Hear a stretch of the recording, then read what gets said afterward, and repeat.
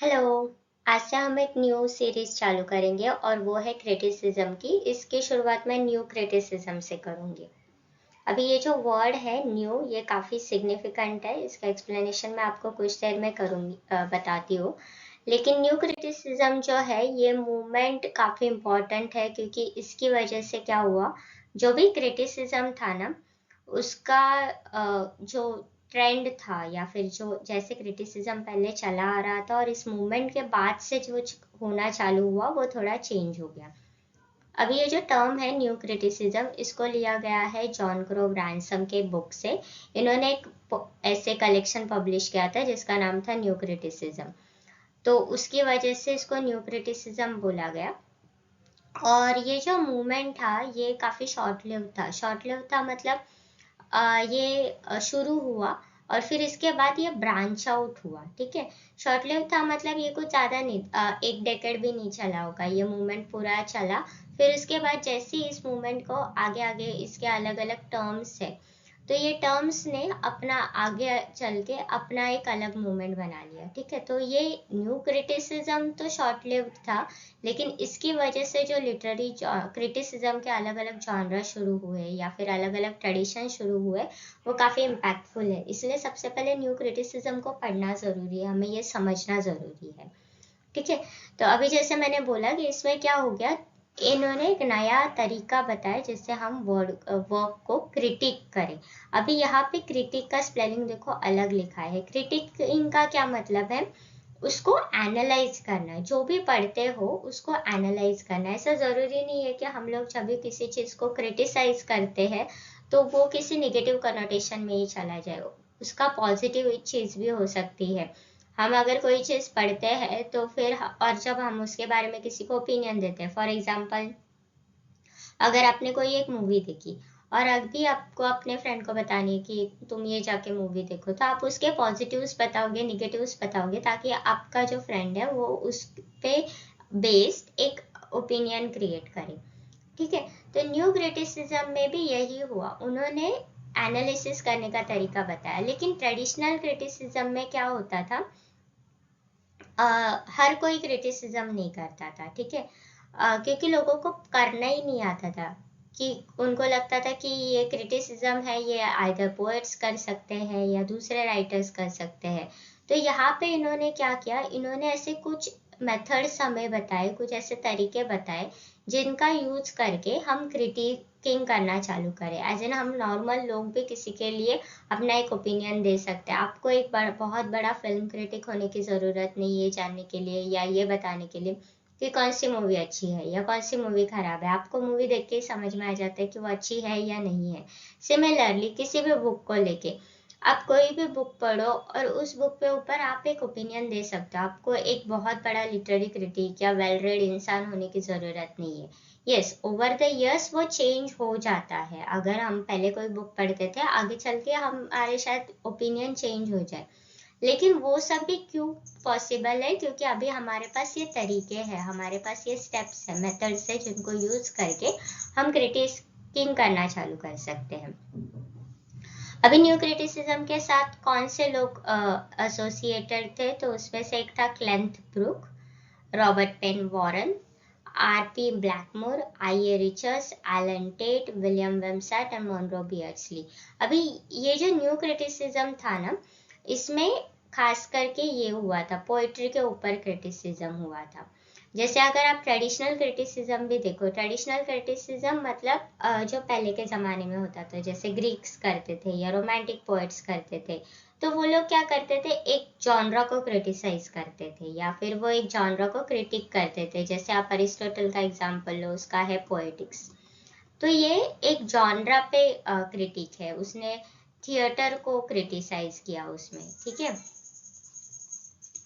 या फिर आप शैली का एग्जांपल लो, उसने पोएट्री के बारे में लिखा। ड्राइडन के बारे में बोलो, उसने पोएट्री के बारे में लिखा। आप इसका एग्जांपल ले लो, जॉनसन को ले लो, वो राइटर्स को ये करता था, वो राइटर्स के बारे में क्रिटिक करता था। तो पहले क्या करते थे, वो एक पूरा पूरा जॉनरा उठाते थे, कोई भी पोएट्री हो गया, ड्रामा हो गया, उसको उठाते थे और उसको क्रिटिसाइज करते थे। फिर वो एक राइटर को उठाने लगे और वो राइटर के सारे वर्क्स वो डिस्कस करने लगे। लेकिन न्यू क्रिटिसिज्म में उन्होंने बोला कि ये सब करने की ज़रूरत नहीं है।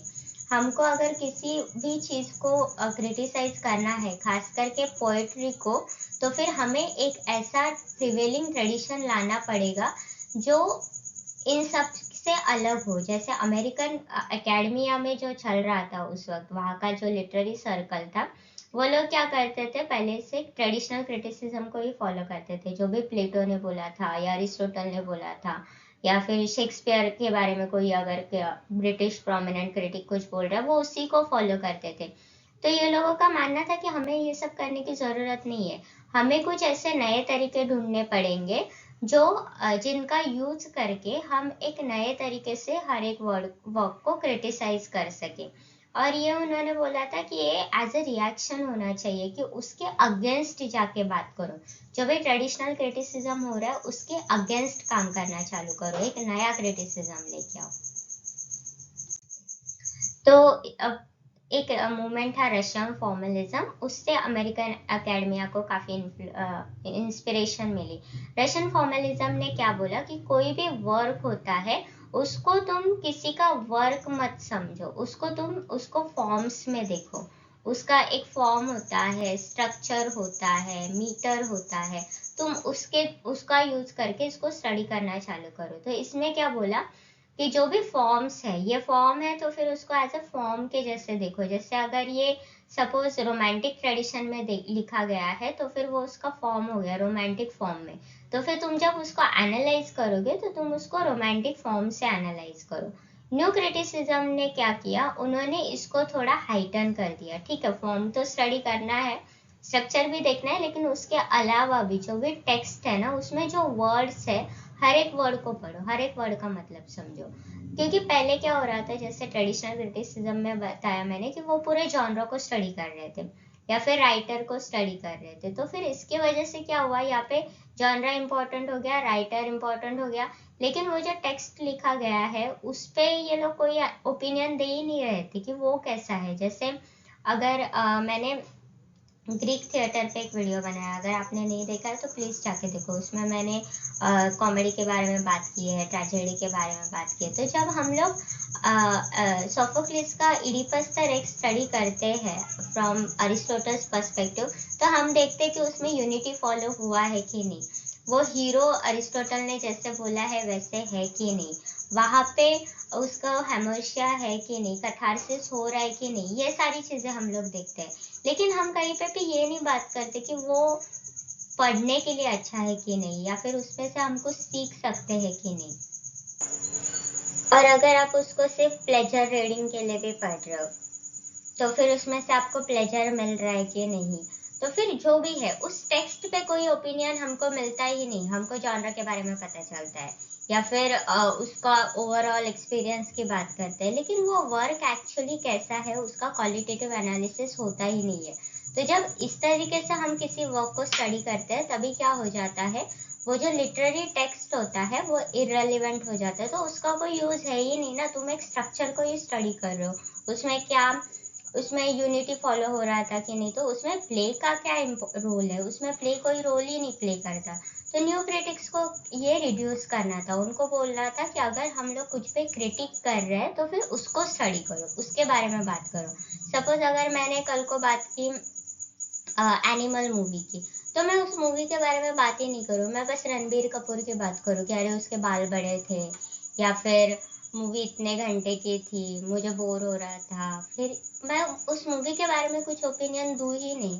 तो फिर आपको समझेगा क्या, मैं वो मूवी रणबीर कपूर पे नहीं है, मतलब yes he is there, but उसका एक स्टोरी भी है, we need to analyse the story as well. ठीक है, तो इनका भी ऐसे ही था, न्यू क्रिटिक्स का भी यही मानना था कि लिटरेरी टेक्स्ट सबसे ज़्यादा इम्पोर्टेंट है, तुम उसको ही स्टडी नहीं करोगे तो फिर फ़ायदा क्या लिटरेचर स्टडी करने का या फिर क्रिटिक करने का।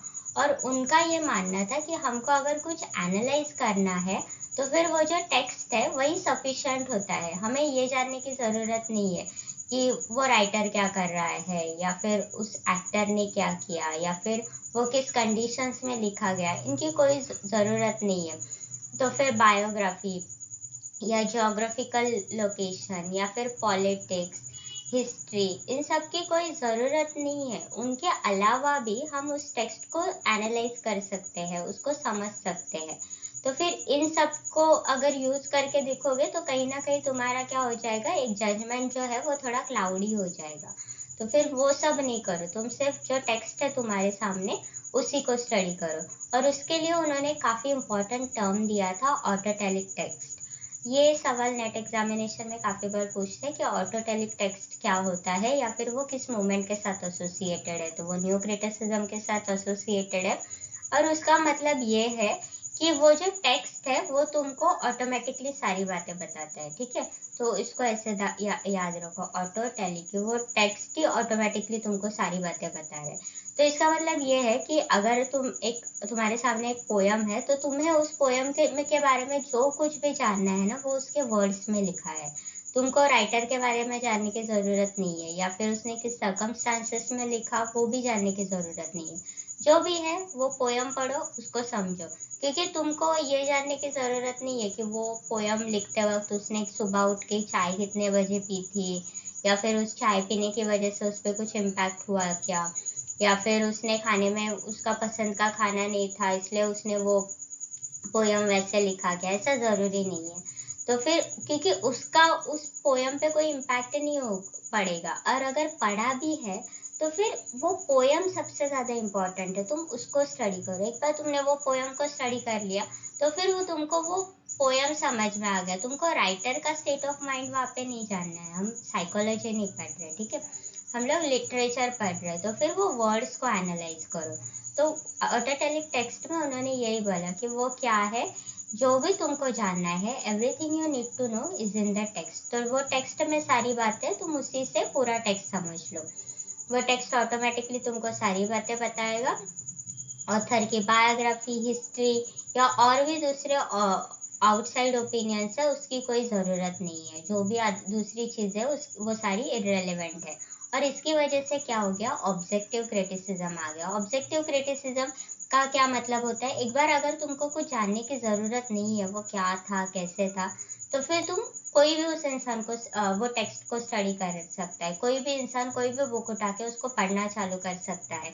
तुमको वो चीज के बारे में जानने की जरूरत नहीं है। अगर तुमने प्राइड एंड प्रेजुडिस पढ़ना है तो फिर तुम पढ़ सकते हो। तुमको ये जानने की जरूरत नहीं कि जेन ऑस्टिन कब पैदा हुई या रीजेंसी एरा क्या होता है। नहीं, तुम उस टेक्स्ट को पढ़ो, तुम उसको समझो, तुमको अच्छा लगा तो ठीक है, तुमको खराब लगा तो भी ठीक है, वो तुम्हारा ओपिनियन है। तो ऑब्जेक्टिव क्या होता है, उसमें तुम अपना ओपिनियन देते हो, ठीक है, उसमें यूनिवर्सैलिटी नहीं होती, वो सबको मानना नहीं होता। अगर मुझे कोई मूवी पसंद नहीं आई तो वो मेरा ओपिनियन है, उसमें आप लोगों को मैं नहीं बोल सकती कि अरे मुझे नहीं पसंद आई तो तुम्हें भी नहीं पसंद आनी चाहिए, वो नहीं हो सकता उसमें, ठीक है। अभी क्लेंथ ब्रुक्स के बारे में बात करते हैं। ये बहुत इंपॉर्टेंट राइटर है, इनका ये फोटो है। उन्होंने काफी सारे टर्म्स दिए थे, उसमें से एक इम्पॉर्टेंट टर्म है हेरेसी ऑफ पैराफ्रेज, और उसमें ये इस एसएमएस से लिया गया है, द वेल ब्रॉट ऑन। ठीक है, ऑन ये इस पर से आया है, ग्रेशियन ऑन।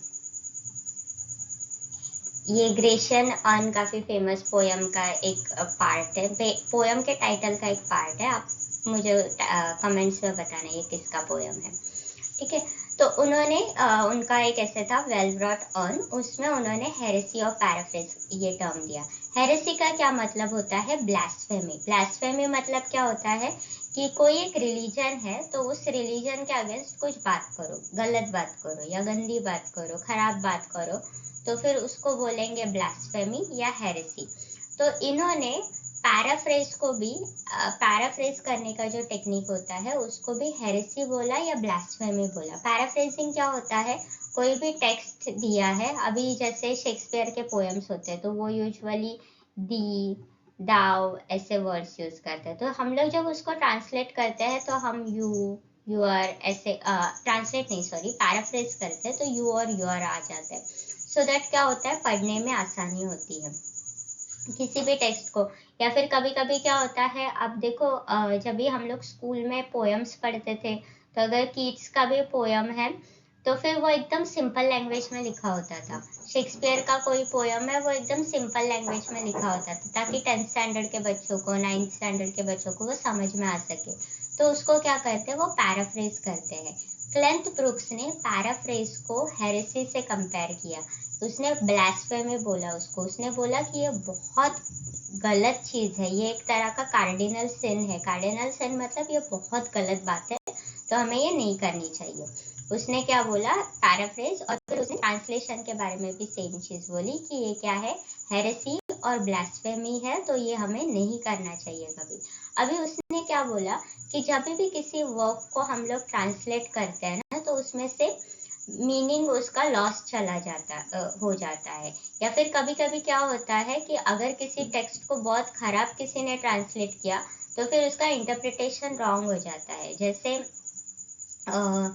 डेरिडा का ऐसे है ऑफ ग्रामेटोलॉजी, उसमें वो डिकंस्ट्रक्शन के बारे में बात करता है, तो उसने वो फ्रेंच में लिखा था और गायत्री चक्रवर्ती स्पिवाक ने उसको ट्रांसलेट किया इंग्लिश में। तो जो भी अमेरिकन क्रिटिक्स है या ब्रिटिश क्रिटिक्स है, वो जब उसको पढ़ रहे थे तो वो स्पिवाक का ट्रांसलेशन ही पढ़ रहे थे, और उसमें स्पिवाक ने एक गलती की थी। उसने बोला, डेरिडा ने ये बोला था कि there is nothing outside the text, ऐसा उसने बोला। स्पिवाक ने बोला कि डेरिडा ने ये बोला, there is nothing outside the text, but Derrida को एक्चुअली ये बोलना था कि कंटेक्स्ट मैटर करता है। तो बिकॉज उसने रॉन्ग ट्रांसलेशन किया स्पिवाक ने, हम लोग उस थ्योरी को गलत पढ़ते आ रहे थे। बाद में वो रेक्टिफाई हो गया, अभी हम लोग करेक्ट पढ़ते हैं। बट उसने जो ट्रांसलेशन गलत किया, उसकी वजह से फिर पूरा एक क्रिटिकल थियोरी गलत हुआ। जैसे कभी कभी काफी सारे वर्ड्स ऐसे होते हैं, जब हम लोग उसको लिटरली ट्रांसलेट करते हैं तो फिर उसका मीनिंग चेंज हो जाता है, हमको समझ में नहीं आता। अभी अगर आप किसी को कोई गाली दो या कोई एक गलत वर्ड बोलो, तो उसका मीनिंग कुछ अलग हो सकता है, या फिर उसका जब ट्रांसलेट करने जाओ तो सामने वाले को समझ में नहीं आता। जैसे ये काफी कॉमन गाली देते हैं लोग, माँ की आंख, ठीक है। तो अगर इसको ट्रांसलेट करेंगे तो वो हो जाएगा योर मदर्स आई। तो ये जो माँ की आंख का जो सेंटिमेंट था वो यहाँ पे चला गया ना, हमको ट्रांसलेशन में उसका मतलब एक गुम हो गया। तो काफी बार ऐसे ही होता है, जब भी किसी टेक्स्ट को ट्रांसलेट करते हैं तो फिर क्या हो जाता है, उसका जो मीनिंग कहीं ना कहीं है वो चला जाता है, या फिर उसका इंटरप्रिटेशन जो है वो गलत हो जाता है। और उसने एक और चीज बोली कि पोयम को तो हमें कभी पैराफ्रेज या ट्रांसलेट करना ही नहीं चाहिए, क्योंकि वो प्रोज नहीं है। प्रोज एक सिंपल वर्ड्स में कोई एक सेंटेंस में कोई एक चीज लिखता है। जब भी हम लोग पोएट्री लिखते हैं तो हम उसमें मीटर डालते हैं, ठीक है, उसमें एक राइम स्कीम होता है। तो जब हम लोग उसको ट्रांसलेट करेंगे या फिर पैराफ्रेज करेंगे तो ये चला जाएगा ना, मीटर और राइम स्कीम चला जाएगा उसमें। तो जैसे अगर दी के साथ मैंने एक वर्ड राइम किया था, सपोज ग्ली, वो ग्ली यू के साथ तो राइम नहीं करेगा ना, तो वहां पे राइम स्कीम फिर गलत हो गया, मीटर चला गया, क्योंकि ग्ली और यू का मीटर अलग है। तो फिर यही होता है, जब भी हम लोग क्या करते हैं, पोयम को ट्रांसलेट करते हैं, तो अभी हम क्या करते हैं, उसका स्ट्रक्चर भी चेंज करना पड़ता है। तो फिर उसने बोला कि पोएट्री को कभी पैराफ्रेज नहीं करना चाहिए, उसके वर्ड्स को हम लोग चेंज या मेंड नहीं कर सकते, क्योंकि ऐसा करेंगे तो क्या होगा, उसका जो स्ट्रक्चर है, उसकी जो ब्यूटी है, उसकी जो लिरिकल क्वालिटी है, वही चली जाएगी। तो उसने बोला था जो भी स्ट्रक्चर है या फॉर्म है उसको हमें फॉलो करना चाहिए। अगर ट्रांसलेशन भी कर रहे हैं तो फिर उसको फॉलो करना चाहिए। अगर वो नहीं कर रहे तो फिर हम क्या कर रहे हैं, उस वर्क के साथ इनजस्टिस कर रहे हैं, और कहीं ना कहीं हम लोग फिर पूरे उस वर्क को ही बदल रहे हैं। वो वर्क अभी वो है ही नहीं, वो पूरा अलग हो गया। लैंग्वेज अगर चेंज की, जैसे ये दी और यू का एग्जांपल दिया, अगर लैंग्वेज चेंज किया तो फिर भी क्या होता है, स्ट्रक्चर चेंज होता है। दी के साथ ग्ली तो राइम कर रहा है, लेकिन ग्ली फिर यू के साथ राइम नहीं करेगा ना, तो ये करेक्ट सीक्वेंस था। लेकिन यहाँ पे जब ग्ली और यू की बात आती है तो फिर वो चेंज हो जाता है, फिर उसका स्ट्रक्चर चेंज हो जाता है। और फिर उसने ये भी बोला कि पैराफ्रेज की वजह से क्या होता है, सिर्फ वर्ड चेंज नहीं होता, उसका जो मीनिंग है वो भी अल्टर हो जाता है। जब भी मीनिंग अल्टर हो गया फिर वो पोयम ही गलत हो गया। हम जो पोयम है गलत एज इन हम उसको रॉन्ग पढ़ रहे हैं, रॉन्ग एज इन इनजस्टिस कर रहे हैं उसके साथ, जो वहाँ पे है हम वो नहीं समझ रहे, हम कोई और ही चीज़ एक अल्टरनेट पोयम बोल सकते हैं या अल्टरनेट रियलिटी समझने की कोशिश कर रहे हैं। फिर उसने ये बोला कि इसके हमें मॉडर्निस्ट पोएट्री के अगेंस्ट रेवोल्यूशन लाना चाहिए, जैसे रोमांटिक्स ने नियो क्लासिसिस्ट के अगेंस्ट रिवोल्ट किया था। क्योंकि मॉडर्निस्ट पोएट जो थे वो क्या कर रहे थे, वो सिंपल वर्सेस में लिख रहे थे। उसका वो जो लिरिकल क्वालिटी था, मीटर था या कोई एक स्ट्रक्चर होता है, वो हम लोग फॉलो ही नहीं कर रहे थे मॉडर्निस्ट पोएट। तो फिर उसने बोला कि पोएट्री में भी ऐसा एक रेवोल्यूशन लाने की ज़रूरत है, क्योंकि न्यू क्लासिसिस्ट क्या कर रहे थे, फॉर्म एंड स्ट्रक्चर पे ध्यान दे रहे थे और सब्जेक्ट मैटर पे ध्यान ही नहीं दे रहे थे। सब्जेक्ट उनका कुछ भी फालतू का होते जा रहा था। रोमांटिक्स ने क्या किया, उसके अगेंस्ट रिवोल्ट किया और उन्होंने अच्छा सब्जेक्ट मैटर भी लेके आए, अच्छा डिक्शन भी लेके आए और फॉर्म एंड स्ट्रक्चर भी लेके आए। ठीक है, तो यहाँ पे भी ब्रुक्स ने यही बोला कि मॉडर्निस्ट पोएट्री के अगेंस्ट भी ऐसा एक रेवोल्यूशन होना चाहिए, ऐसा एक चीज़ होनी चाहिए कि जिसकी वजह से उनका ये जो सिंपल वर्सेस है या फिर उनका ये जो टेंडेंसी है कि मीटर नहीं फॉलो करने की, फिगर ऑफ स्पीचेस नहीं यूज़ करने की, लिटरेरी डिवाइसेस नहीं यूज़ करने की, वो चेंज होनी चाहिए। हमें सारी चीज़ें फिर से इनकॉर्पोरेट करनी चाहिए, क्योंकि तभी वो पोएम ब्यूटीफुल होती है, तभी वो वर्क ब्यूटीफुल हो जाता है। ब्रुक्स ये भी सोचते थे कि जो भी पुराने पोएट्स हैं उनको फिर से डिस्कवर किया जाना चाहिए। तो उसमें से उन्होंने एक का एग्जांपल दिया था जॉन डन। जॉन डन के पोएम्स उनको काफ़ी पसंद थे, क्योंकि वो लोग मेटाफिजिकल कंसीट यूज़ कर रहे थे, मीटर यूज़ कर रहे थे प्रॉपर। तो फिर उन्होंने बोला था कि उनके जैसे वर्क्स को फिर से एनालाइज करना चाहिए, क्योंकि उसकी वजह से क्या होता है, रीडर्स को काफ़ी लिटरेरी डिवाइसेस मिलते हैं स्टडी करने के लिए।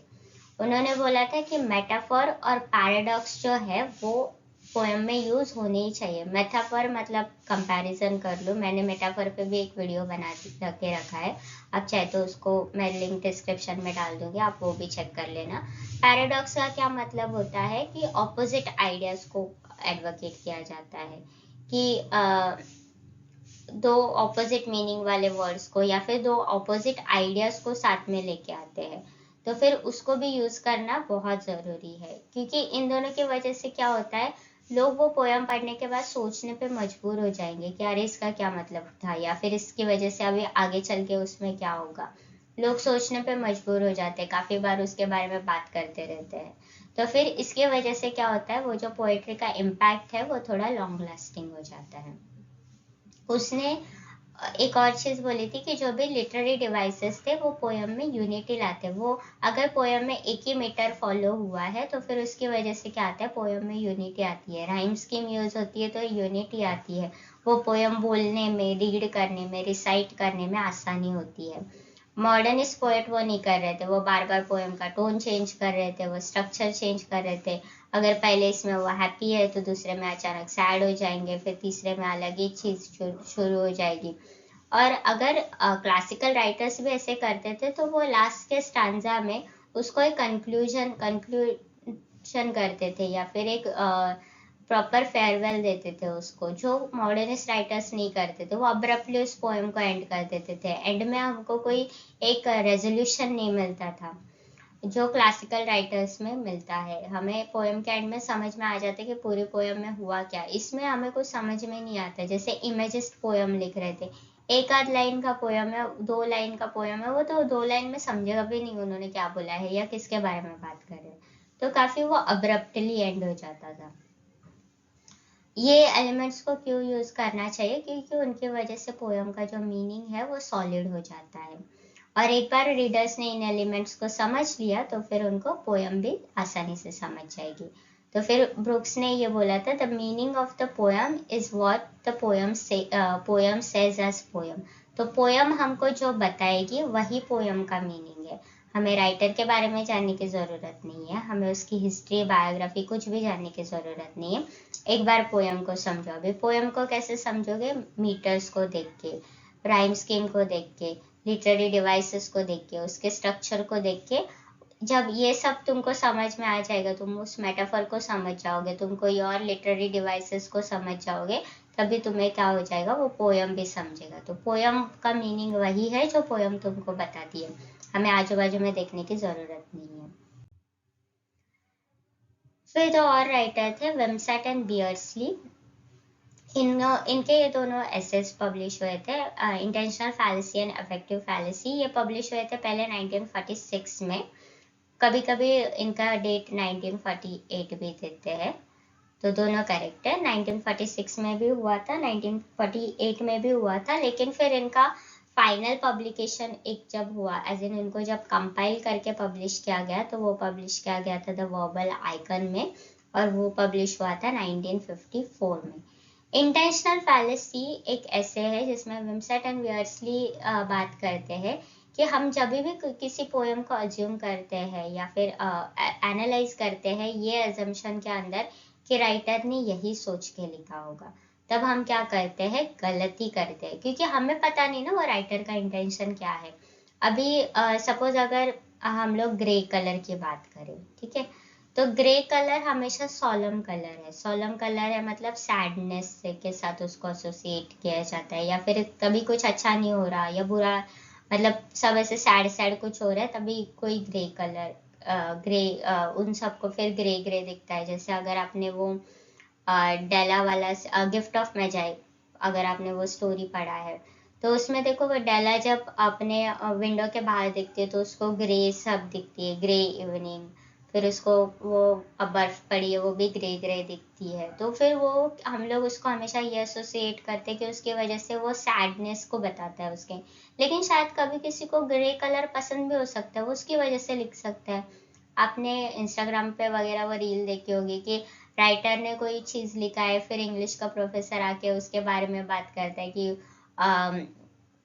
वो उसका इनर एकदम क्राइसिस के बारे में बात कर रहे हैं। कभी कभी ये सारी चीजें जरूरी भी नहीं होती और रेलेवेंट नहीं होती, और फिर हमें पता भी नहीं चलेगा ना कि उसने क्यों सोच के ये चीज बोला या क्यों सोच के उसने ये चीज लिखा। जैसे अभी अगर मैंने कोई सपोज शेक्सपियर का प्ले पढ़ा और उसमें उसने कोई चीज बोली है, तो मैं उसको ये फोन करके पूछ नहीं सकती कि अच्छा शेक्सपियर पता ना, तो तुमने जब ये लिखा तो तुमने ये सोच के लिखा था। हम नहीं पूछ सकते ना। इनफैक्ट अगर तुम किसी अभी जिंदा राइटर की भी बात करो, अगर चेतन भगत की भी बात करो, चेतन भगत को हम लोग क्या मैसेज करके पूछेंगे कि भाई तुमने ये क्यों लिखा, और अगर लिखा भी तो इवन अभी वो खुद भी भूल गया होगा कि उसने वो लिखते वक्त क्या सोचा था या क्या नहीं सोचा था। तो फिर ये चीज गलत है, ये सोच के उस वर्क को पढ़ना कि अरे राइटर को यही समझाना था, राइटर को यही बोलना था, इसकी वजह से उसने ये सोचा। तो फिर यहाँ पे फैलेसी का मतलब होता है फॉल्ट, ठीक है। तो हम जब भी राइटर का इंटेंशन अज्यूम करते हैं ना कि राइटर ने ये सोच के ये चीज लिखा है, तो हम लोग क्या करते हैं, उसके कभी भी एक्चुअल मीनिंग तक नहीं पहुंच पाएंगे, क्योंकि हमारा वो जो मीनिंग का तरीका है वो सैडनेस वाला ही रहेगा। जैसे अगर मैं कोई सैड सॉन्ग बना रही हूँ या फिर सैड सॉन्ग लिख रही हूँ, तो फिर मेरा इंटेंशन किसी को रुलाने का नहीं होगा, शायद मेरा एक ये होगा कि ठीक है इसके ऊपर एंड में तुम एक पॉजिटिव नोट ले लो, ये भी हो सकता है, या फिर शायद मुझे तुमको रुलाना भी हो सकता है। लेकिन जब तक तुम ये सोच के चलोगे कि उसमें से कुछ पॉजिटिविटी होगी या कुछ निगेटिविटी होगी, तो फिर उसकी वजह से क्या होगा, तुम उसके एक्चुअल मीनिंग तक आप नहीं पहुंच पाओगे, क्योंकि आप यही सोचोगे कि यार इसमें से कुछ पॉजिटिव ही देखना होगा या फिर इसमें से कुछ निगेटिव ही देखना होगा, शायद आपको कुछ लगे भी नहीं उसको लेके। तो फिर हमें कभी भी क्या करना चाहिए, ये फॉल्ट नहीं करनी चाहिए, हमें कभी भी इंटेंशन एक्सेप्ट ये नहीं करना चाहिए, क्योंकि जब इंटेंशन एज्यूम करेंगे हम क्या करेंगे, उस वर्क को कभी प्रॉपरली एनालाइज नहीं कर पाएंगे, हम बार बार उसको यही सोचते रहेंगे कि राइटर का ओपिनियन क्या है, जबकि यहाँ पे आपका ओपिनियन मैटर करता है, ठीक है, एज अ रीडर आपका ओपिनियन मैटर करता है।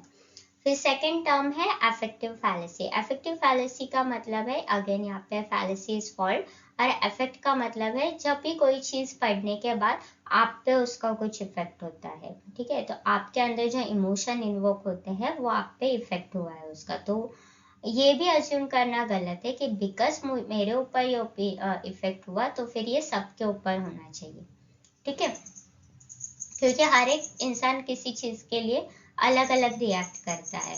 किसी इंसान को कोई चीज़ पसंद आ सकती, किसी इंसान को कोई चीज़ नहीं पसंद आ सकती। वो उसके बारे में सोचेगा कि अरे ये सब क्यों हुआ। या फिर कभी कभी जैसे कॉन्वर्सेशन के बारे में भी होता है, अगर आप किसी को एक सिंपल टेक्स्ट भेजो, कभी कभी सामने वाले इंसान उसको गलत इंटरप्रेट करके बोल सकता है कि अरे तुमने ये क्यों बोला। फिर आपको रियलाइज होता है कि आपका ये इंटेंशन था ही नहीं, फिर उसको बताओ कि अरे नहीं नहीं ये नहीं था, वो नहीं था, ऐसे। तो यहाँ पे देखो, इसमें दोनों फैलेसी कर दिया आपने, सामने वाले का इंटेंशन भी अज्यूम कर दिया, और इस पे जो इफेक्ट होना था वो भी गलत हो गया। तो क्या होता है, हमें कभी भी ये भी नहीं सोचना चाहिए कि बिकॉज मैं वो चीज़ पढ़ने के बाद मुझे ये रियलाइज हुआ इसलिए सामने वाले को भी यही रियलाइज हो, ऐसी ज़रूरी बात नहीं है।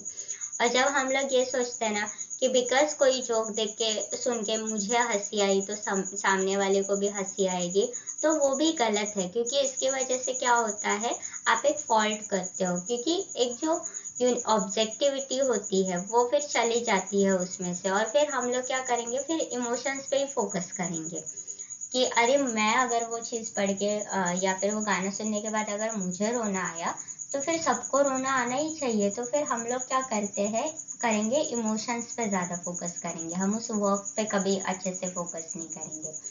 तो फिर इंटेंशनल और इफेक्टिव फैलेसी में विमसेट एंड बियर्सली ये बोल रहे हैं कि कभी भी इंटेंशन अज्यूम मत करो, और फिर उस पर जो इफेक्ट हो रहा है उसको भी अज्यूम मत करो, दोनों अज्यूम मत करो, क्योंकि हर एक पर्सन अलग तरीके से रिएक्ट करेगा। राइटर का इंटेंशन कुछ अलग हो सकता है और आपका वो पढ़ने के पीछे या फिर आप उससे जो समझ रहे हो वो अलग हो सकता है। तो फिर अगर ये दोनों अज्यूम करके आप किसी वर्क को एनालाइज करोगे तो फिर आप कभी क्या करोगे, उस वर्क को समझ नहीं पाओगे ठीक से। अभी उन्होंने एक और टर्म दिया था, क्लोज रीडिंग, एक्सप्लिकेशन दैट टेक्स्ट। इसमें क्या होता है, जो पोएम का क्लोज रीडिंग करो, क्लोज रीडिंग करो मतलब उसको पास से जाके नहीं पढ़ना है, उसमें से जो भी एलिमेंट्स है, एस्थेटिक एलिमेंट्स मतलब जो उसको ब्यूटीफुल बनाते हैं, तो लिटरेरी डिवाइसेस या फिर वो पोएम कैसे पोजीशन किया है। जैसे अगर आप कभी ईस्टर विंग पढ़ो जॉर्ज हर्बर्ट का, तो उसने वो ऐसे विंग्स के फॉर्मेट में लिखा है, ठीक है। वो पोएम का पहला लाइन बड़ा है, फिर यहाँ पे छोटा छोटा हो जाता है, फिर यहाँ से वो फिर से बड़ा बड़ा हो जाता है। तो वो उसने ईस्टर विंग्स पोएम का नाम है, तो उसने वो एंजल के विंग्स के साथ उसको ये किया है, तो फिर ये ऐसे एंजल के विंग्स के साथ, तो वो क्या हो गया, वो एक एस्थेटिक एलिमेंट हो गया। तो फिर इसको लेके पोएम पढ़ो कि उसमें देखो लिटरेरी डिवाइसेस क्या है, राइम स्कीम क्या है, उसको कैसे अरेंज किया गया है, इन सब पे ध्यान दो। हमें उस पर फॉर्म और स्ट्रक्चर पे ज़्यादा ध्यान देना चाहिए, ये सारे चीज़ें हैं, इन पे ज़्यादा ध्यान देना चाहिए। अभी जब न्यू क्रिटिसिज्म का ये जब मूवमेंट चल रहा था, तो फिर कुछ क्रिटिक्स थे या फिर कुछ लोग थे, उनको ये पसंद नहीं था मूवमेंट, और उन्होंने ये बोला कि इसमें क्या हो रहा है, लैंग्वेज पे ज़्यादा फोकस हो रहा है, और फिर जो स्पिरिचुअल एस्पेक्ट है पोएट्री का वो चला जा रहा है। क्योंकि हम जब भी कोई पोएम पढ़ते हैं, हम उसका फिगर ऑफ स्पीच देखते नहीं बैठते ना। हमको जब भी अभी अगर टीचर आपको कभी स्कूल में बोलती थी कि पोएम पढ़ो, तो आप पहले राइम स्कीम नहीं देखते थे, आप सिर्फ पोएम पढ़ते थे, ठीक है। और फिर आप उसको समझने की कोशिश करते थे, आप मीटर नहीं देखते थे, आप स्टैंजा पैटर्न नहीं देखते थे, राइम स्कीम नहीं देखते थे, ये सारी चीज़ें आप सेकेंडरी इसमें जाते थे। एक बार पोएम समझ के होने के बाद आप फिर इन चीज़ों पे ध्यान देते थे। तो जो न्यू क्रिटिक्स थे वो उनका भी यही मानना था कि लैंग्वेज को स्टडी करके क्या कर रहे हो। न्यू क्रिटिक्स के जो क्रिटिक्स थे उनका ये मानना था, लैंग्वेज को स्टडी करके जब उस पोएम को स्टडी करते थे तो उसकी वजह से क्या हो रहा है, उस पोएम को आप थोड़ा टेक्निकल बना रहे हो, काफ़ी टेक्निक में घुस रहे हो। तो वो जो स्पिरिचुअल एस्पेक्ट है, वो पोएम को पढ़ने के बाद जो इमोशंस इन्वोक होने चाहिए या फिर वो एक प्लेजर प्रिंसिपल है, उस पर कोई ध्यान ही नहीं दे रहा। तो फिर कुछ लोग थे वो उनको क्रिटिसाइज कर रहे थे। और जैसे मैंने बोला कि ये जो मूवमेंट पहले शुरू तो हुआ, फिर बाद में ये अलग तरीके से ब्रांच आउट हो गई। जैसे अफेक्टिव फैलेसी बाद में चल के रीडर रिस्पॉन्स थियोरी में कन्वर्ट हो गया, ठीक है। कि हर एक रीडर अगर अलग से रिस्पॉन्स कर रहा है, हर एक रीडर का उस पर अलग अलग इफेक्ट हो रहा है, तो फिर उस पर ध्यान दो, हर एक रीडर के पे ध्यान दो, तो वो रीडर रिस्पॉन्स थियोरी एक अलग से बन गया। तो ये जो मूवमेंट है ये बाद में पीसेस में कट हो गया और फिर सबके अलग अलग स्कूल्स ऑफ थॉट हो गए बन गए। तो जैसे फॉर्म था, वो बाद में चल के स्ट्रक्चरलिज्म में कन्वर्ट हो गया। फिर डेरिडा या उसने डिकंस्ट्रक्शन वगैरह अलग से सारी चीज़ों के बारे में बात करना चालू किया। ठीक है, आई होप आपको ये वीडियो समझ में आ गया। आई होप आपका न्यू क्रिटिसिज्म को लेके जितने डाउट्स थे वो क्लियर हो गए। अगर आपको वीडियो पसंद आया तो प्लीज़ इसको लाइक करना, कमेंट करना, हो सके तो चैनल को सब्सक्राइब करना और हो सके तो अपने फ्रेंड्स में भी इसको शेयर करना। Thank you.